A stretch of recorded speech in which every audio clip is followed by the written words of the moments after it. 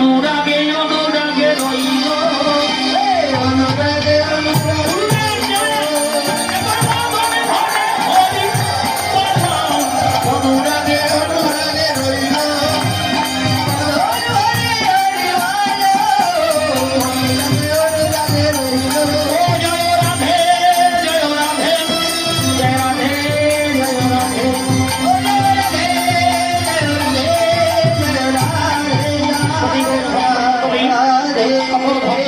নিকটে আমার আকুল প্রার্থনা।